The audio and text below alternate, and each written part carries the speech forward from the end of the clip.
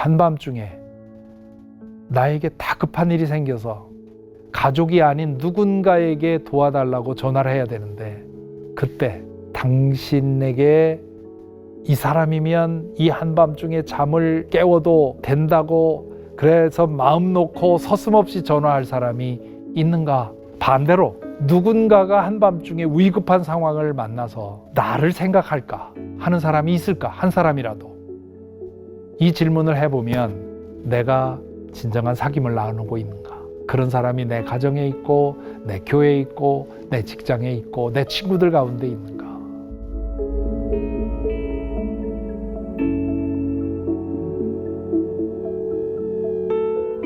미국에는 서전 제너럴이라는 직책이 있어요. 네이션스 닥터다 이렇게 그렇게 얘기를 하는데, 우리말로 하면 공중보건 책임자라 이제 그렇게 번역할 수 있을 텐데, 우리나라에는 비슷한 직책이 없어서 그 서전 제너럴 오피스에서 지난 3월에 하나의 그 스테이트먼트가 나왔는데, 그 공지문의 제목이 2023년 외로움과 고립이라는 전염병, WHO에서 코비드-19 전염병을 종식하는 것을 기점으로 해서 새로운 전염병을 대처해서 함께 싸우자 하는 그런 뜻으로 발표가 나왔는데, 외로움이 얼마나 퍼져나가고 있고 외로움의 질병이 얼마나 무서운 것인지를 얘기를 하고 있습니다. 외로움이 육체적으로 정신적으로 굉장히 해롭다는 얘기는 이미 지난 한 20-30년 동안 많은 연구 결과를 통해서 드러났고 입증이 됐죠. 그중에 개인적으로 저에게 가장 충격적인 보고서는 외로움의 질병이 하루에 담배 15개 피를 피는 것과 같다. 그럴까 싶은데 축적된 연구 결과를 통해서 발표한 거니까 그것이 얼마나 해로운지를 볼 수가 있습니다. 그 서전 제너럴 오피스의 그 웹사이트에 보면 외로움의 질병이 만들어내는 해로움을 쭉 설명을 해놨는데, 그걸 제가 좀 열거를 해보면 이렇습니다. 사망률을 29% 높인다. 심장질환 발생률을 29% 높인다. 뇌질환 발생률이 32% 높아진다. 타입 2 당뇨 확률이 높아진다. 노인들의 경우 치매 확률이 50% 증가한다. 우울증 확률이 2배 증가한다. 자살 충동이 증가한다. 고혈압의 유발 요인이 된다. 수술 혹은 치료 후 회복 속도가 느리다. 이걸 보면 한마디로 외로움은 만병의 근원이라 하는 그런 얘기지요. 문제를 더 심각하게 만드는 것은 이렇게 만병의 근원인 외로움의 질병이 점점 많은 사람들에게 퍼져가고 있다는 겁니다. 미국 기준으로 하면 코로나 팬데믹 3년 동안 외로움을 호소하는 사람들이 2.5배가 증가했다고 하고요. 지금 현재 미국민의 52%가 나는 외롭다라고 답을 한다고 해요. 한국의 경우는 좀 다르지요. 2022년 통계청이 발표한 한국인의 사회지표에 보니까 10명 중에 2명이 외로움을 토로한다고 되어 있습니다. 근데 저는 이 통계가 정확하지 않다고 봐요. 왜냐하면 미국인들은 자신의 감정을 정직하게 얘기하는 편이고, 한국인들은 수치심에서 그걸 좀 외면하거나 혹은 말하지 않으려는 편이기 때문에 우리나라가 OECD 국가 중에 자살률이 제일 높다, 혹은 양주 소비가 제일 높다 등등 이런 발표를 보면 외로움의 질병이 정도가 미국보다 더하면 더했지 부족하지 않다고 생각을 합니다. 2023년도 1인 가구 비율이 33.4%라고 해요, 한국에. 그러니까 세 집 중에 하나는 1인 가구라는 뜻이거든요. 거기다가 뭐 혼밥, 혼술, 신조어로 나오고, 또 음식, 제품이 나올 때 1인용이 막 쏟아져 나오는 이런 현상을 보면 외로움이 사회적 현상이 되었다 하는 것을 알 수가 있습니다. 외로움이 개인적인 건강과 사회적인 안녕을 해치는 굉장히 심각한 문제라는 건 이미 많은 심리학자들에 의해서 발표가 얘기가 되었습니다. 유튜브에 들어가서 외로움이라고 하는 키워드를 치면 심리학자들의 그 강연이 주르륵 이어져 나옵니다. 이 외로움의 질병에 대해서 가장 중요한 것은 그 외로움의 감정이 얼마나 해로운지를 인식하는 겁니다. 그것을 인식하게 되면, 그 심각함을 인식하게 되면 그것을 해결하려고 노력을 하겠죠. 그 해결하는 방법이 뭡니까? 일에서 관계로, 성취에서 사람으로 이렇게 초점이 바뀌면서 이 사랑 깊은 인격적인 관계를 만들어 가려고 애를 쓰겠죠. 누구에게나 혼자만의 동굴이 필요하다, 그런 얘기가 있죠. 내성적인 사람에게는 더 그렇고요. 외향적인 사람에게도 혼자만의 시간이 필요합니다. 그런데 그 혼자만의 동굴이 자기 자신을 가두는 감옥이 되어서는 안 되겠죠. 감옥이 되면 결국 관계를 잃어버리고, 관계를 잃어버리면 인간성을 잃어버리는 것입니다. 외로움의 질병, 전염병에 대해서 우리가 알고 있어야 할 또 다른 사실은 때로는 전문가의 도움을 받아야 한다는 것이죠. 외로움의 질병이 깊어지면 그것은 마치 감기 걸린 것과 같습니다. 감기 걸렸을 때 그 감기가 금방 해결이 안 되고 2주, 3주, 1달, 2달 지속이 되면 의사를 찾아가야지요. 그것처럼 외로움이 지속될 때, 외로움의 감정이 심각하게 계속 심각해질 경우에 이런저런 노력을 해봐도 안 된다 싶으면 전문가를 찾아가야 합니다. 그런데 이것에 더해서 꼭 기억해야 할 사실이 있습니다. 외로움의 문제는 사회적인 문제인 동시에 영적인 문제라는 겁니다.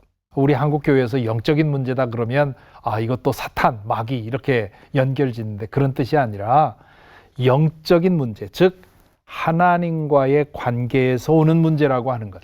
근본적인 뿌리는 하나님과의 관계에 있다고 하는 것을 기억하는 것이 필요합니다. 성경은 인간이 홀로 있는 상태가, 혼자 있는 상태가 인간의 기본값, 디폴트 상태라고 말을 합니다.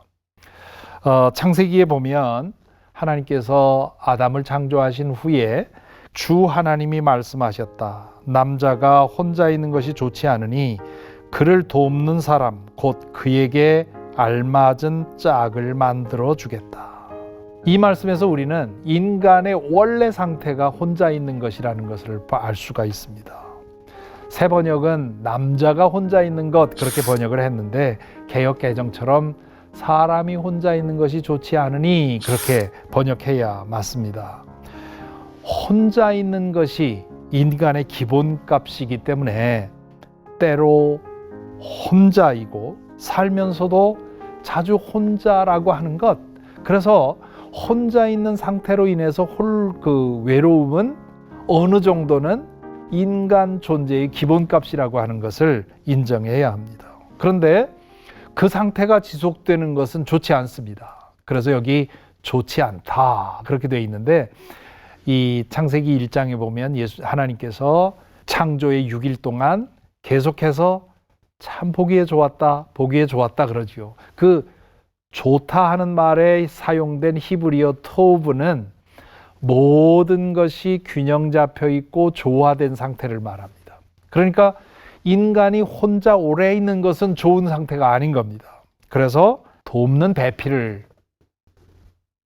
지으셨다 그렇게 돼 있는데, 거기에 나와 있는 돕는이라는 말에 에제르라고 하는 히브리어는 그 사람이 인간으로서 살아갈 수 있는 중요한 도움을 주는 것을 말합니다. 그러니까 이 도움이 없이는 그 사람이 사람으로 살 수가 없는 겁니다. 그래서 지금 돕는 사람이라고 하는 말은 옆에서 도와주는 헬퍼를 말하는 것이 아니라 함께 더불어 삶을 살아갈 수 있는 동반자를 말하는 거죠. 그러한 사귐의 존재로 인간을 만들어 놨다는 겁니다. 우리가 창세기를 통해서 먼저 인정할 것은 인간이 혼자 되는 것, 홀로 있는 것은 이건 기본값이다. 그러므로 외로움을 느끼는 것은 이상한 게 아니다. 다만 그 외로움의 상태가 지속이 되고 깊어져서 내 삶을 망가뜨리는 것이 문제입니다. 그러므로 웬만한 외로움의 경우는 이건 뭐 당연한 거야 라고 생각하는 것이 옳은 거죠. 심리학자들은 혼자 있음, being alone과 홀로 있음, being lonely를 구분하라고 얘기를 합니다. 혼자 있음은 물리적인 상태지요. 나 혼자 있는 거죠. 홀로 있음은 외로움을 느끼는 상태를 말합니다. 혼자 있는 것은 인간의 당연한 인간의 기본값인데 홀로 있음은 이거는 극복해야 할 상태입니다. 혼자 있을 때 인간이 외로움을 느끼는 이유에 대해서 이제 학자들은 여러 가지 이론을 내놓지요. 진화 인류학에서는 진화 인류학, 진화 심리학에서는 원시 시대의 생활 방식에서 그 원인을 찾습니다. 원시 시대에 인간은 함께 군집 생활을 하면서 짐승의 위험으로부터 자신을 보호했습니다.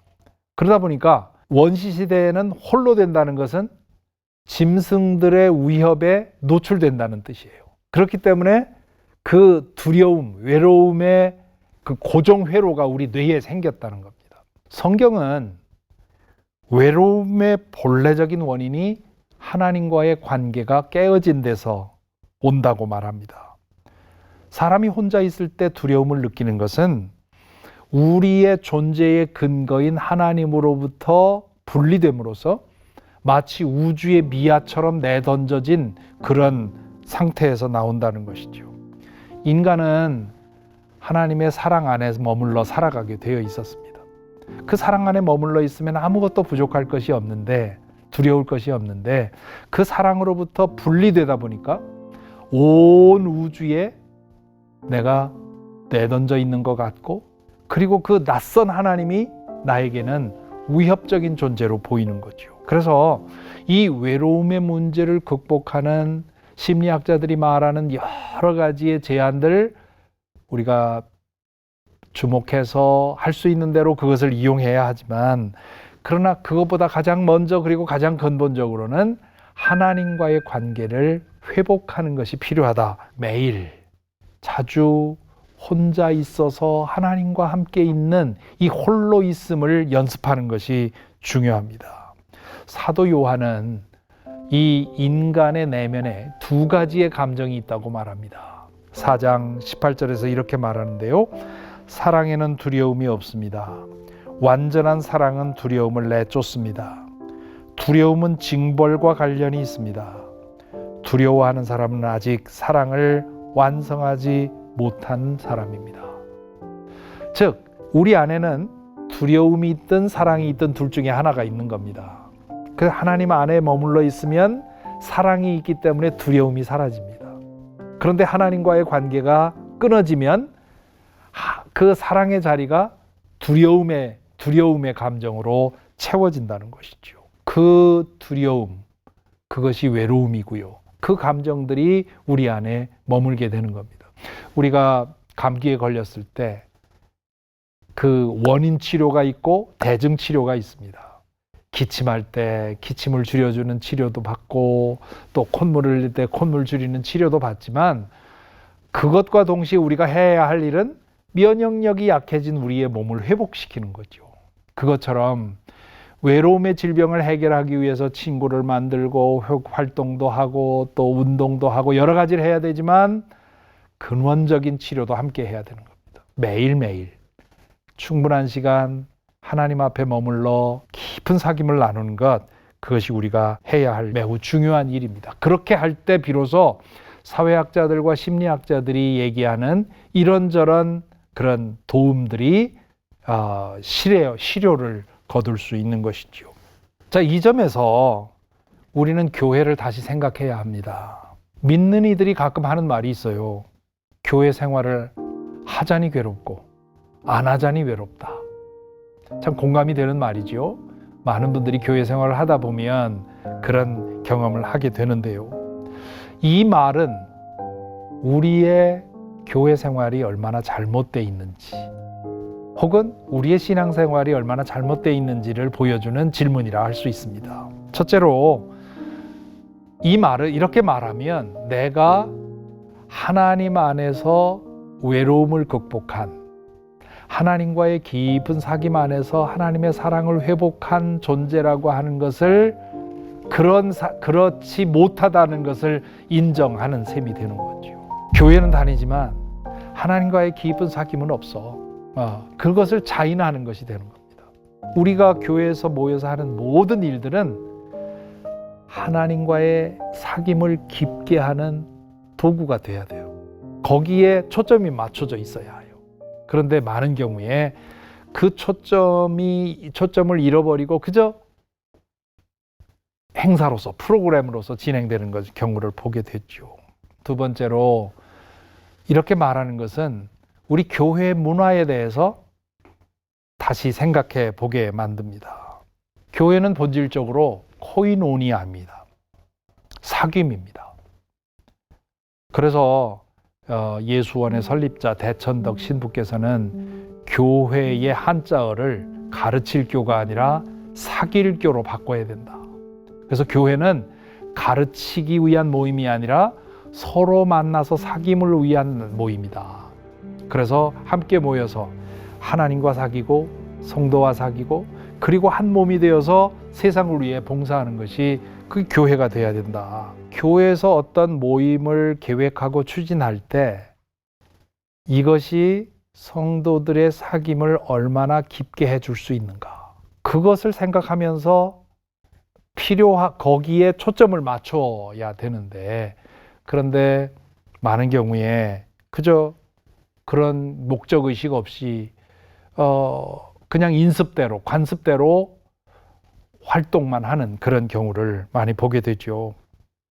디트리 본회퍼 목사님은 신도의 공동생활이라고 하는 책 속에서 교회는 마땅히 성도들의 공동체가 되어야 된다는 그런 주장을 아주 강력하게 펼쳤습니다. 그분의 설교 중에 교회라는 설교가 있는데 그 설교의 일부분을 제가 읽어드리겠습니다. 무능하고 연약하며 고향을 잃은 우리 시대를 구원할 방법은 한 가지뿐입니다. 그것은 교회로 돌아가는 것입니다.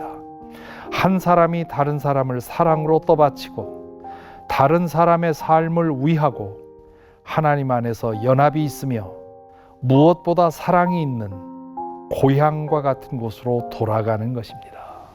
지금 이 말은 벌써 100년이 지난 그런 말이지요. 그런데도 오늘날 오히려 더 중요한 말이 되었습니다. 오늘 우리 시대를 고칠 수 있는, 우리 시대의 이 외로움의 질병을 고칠 수 있는 가장 중요한 길은 교회가 교회되는 것. 그리고 우리 가정이 교회가 되고 직장이 교회가 되고 우리 사회가 교회가 되는 것. 교회된다고 하는 것은 진실한 마음으로 서로에게 마음을 열고 서로를 위하고 서로를 돕는 그런 사귐의 공동체가 되는 것을 말하죠.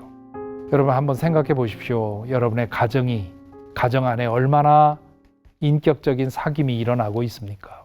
여러분 친구 사이에서 얼마나 진정한 사귐이 일어나고 있습니까? 교회 안에서 그런 일이 있습니까?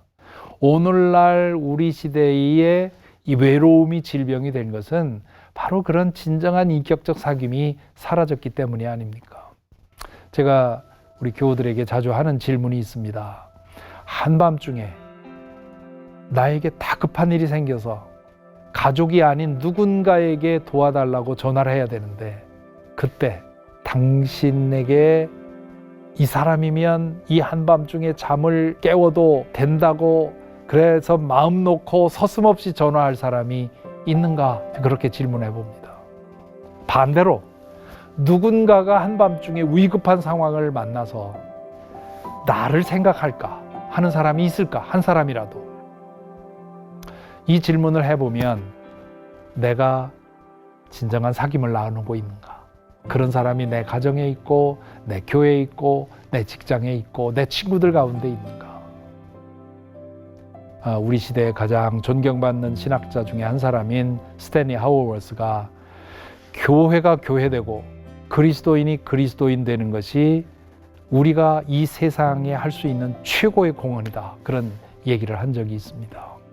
이런 점을 생각해 보면 오늘날 교회가 쇠퇴하고 있고 젊은 사람들이 떠나고 있고 교회가 어려움을 당하고 있다고 말하는데 이 상황이야말로 정말 교회가 교회되고 교회가 이 세상의 구원자의 역할을 할 수 있는 굉장히 중요한 찬스가 온 것이 아닌가 그렇게 생각을 합니다. 그 일을 위해서 우리가 더욱더 교회되는 것, 이 일에 힘써야 하리라고 생각합니다.